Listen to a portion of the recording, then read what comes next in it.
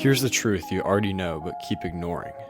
You don't do what you know you should be doing. You wake up with a plan, you know the habits to build, and you know the things you need to cut out, and yet somehow you end up doing something else. It's frustrating, it's exhausting, and it leaves this constant feeling that you're split, like two versions of yourself are fighting for control. But here's the thing that nobody tells you. This is not a motivation problem, and discipline isn't going to fix it overnight. There's one specific character trait that's missing, and without it, you'll always feel conflicted, always halfway, always starting over. You'll make commitments to yourself and then break them. You'll want to live with purpose and faith, but then find yourself drifting back into comfort. You'll know what's right and still not do it. And that missing trait is integrity. And most people think that integrity is just doing the right thing when nobody's watching, but that's only part of it. Think about it. The word integrity comes from the same root as integer, a whole number. Integrity is about being whole, where what you believe, what you say, and what you do finally line up. No more double lives, no more internal negotiation, no more being split between who you want to be and what you keep choosing. If you're done feeling divided and ready to start doing what you already know you should do, here are 3 ways to develop integrity in 2026 so that you can stop relying on motivation and finally become the man who follows through. Alright, the first step to developing integrity is to align your short-term goals with your long-term goals. Most long-term goals are actually achievable, but the reason that so many people never achieve them isn't laziness, it's conflict. Your long-term goals contradict your short-term desires. Short-term desires usually point to comfort, but your long-term goals always require growth, and growth always costs comfort. Integrity is about choosing the long-term version of yourself, even when the short-term version wants relief. And the easiest way to do this is something I like to call pre-deciding. Sometime today, I want you to take at least 20 minutes to write down promises to your future self. What you'll do when it's inconvenient, when you're tired, or when motivation disappears. That way, you're not negotiating in the moment.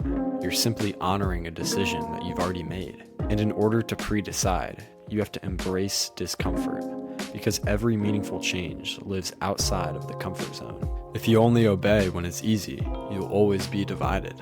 But when you willingly choose discomfort for the sake of growth, something shifts. You start trusting yourself again and respecting who you want to be.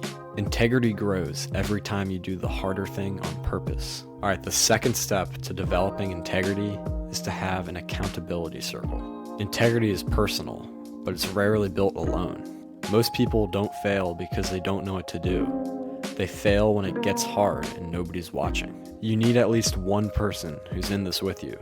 Somebody who knows and shares your long-term goals. Somebody who knows what you're trying to cut out, and somebody who notices when you start slipping.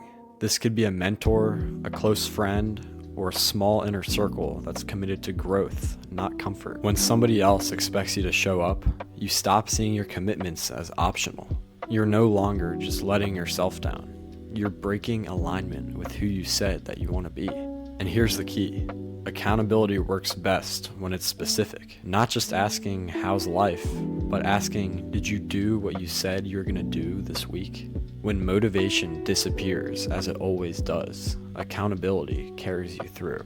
Integrity grows faster in community because your words start to matter again. Proverbs 27:17 says that as iron sharpens iron, so one person sharpens another. And the journey doesn't just become more effective, it becomes lighter too, because you were never supposed to do this alone. Alright, the third and final way to develop integrity in 2026 is to separate yourself.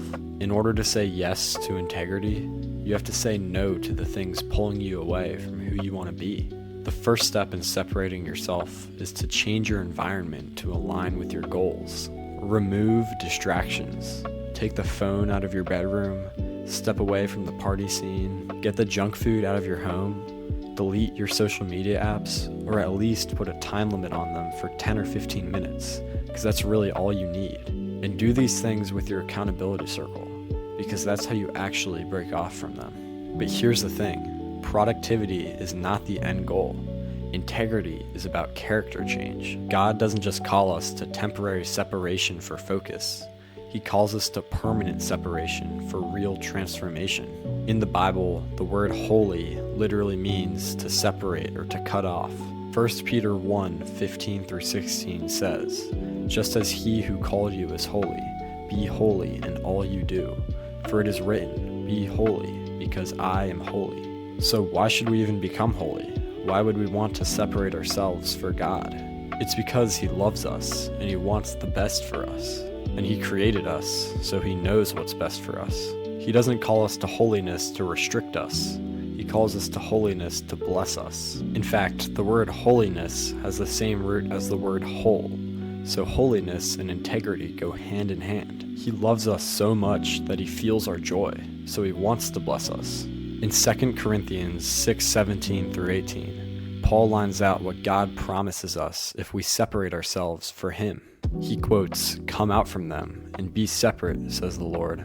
Touch no unclean thing, and I will receive you, and I will be a father to you, and you will be my sons and daughters." In the next verse, 2 Corinthians 7:1, Paul says, "Therefore, since we have these promises, dear friends, let us purify ourselves from everything that contaminates body and spirit, perfecting holiness out of reverence for God." If you truly believe that God created you and everything else, then a relationship with him isn't just important. It's the most valuable thing you can have, and really it's the only thing that matters. And God says that when we strive for integrity and holiness, that relationship deepens. So, as you set goals for 2026, don't just focus on external wins. This year, prioritize character. Become one person. Become whole. Choose integrity.